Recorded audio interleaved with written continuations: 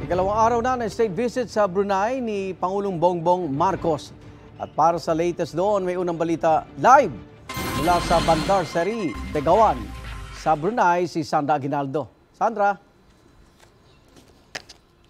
Assalamualaikum sa inyo dyan, Igan. At narito po tayo sa Brunei at alam nyo, isa sa mga dokumentong nilagdaan dito ng Pilipinas at Brunei ay yung Memorandum of Understanding kaugnay sa turismo na inaasahan daw na makapagpaparami ng turista sa Pilipinas at sa Brunei. Ayon po sa Department of Tourism ay magtutulungan ang Pilipinas at Brunei para makahikayat ng mga turista sa dalawang bansa. Sa panig po ng Pilipinas, ang naisa na mangyari ay mas marami pa na mga turista mula sa Brunei ang bumisita sa ating bansa. Dahil bagamat wala pang kalahating milyon Igan yung kanilang populasyon, marami daw ditong mga mamamayan na kayang gumastos ng malaki sa kanilang pamamasyal. Noon pong 2023 ay nasa mahigit 6,000 bisita mula sa Brunei ang bumisita sa Pilipinas at sa paniwala ng gobyerno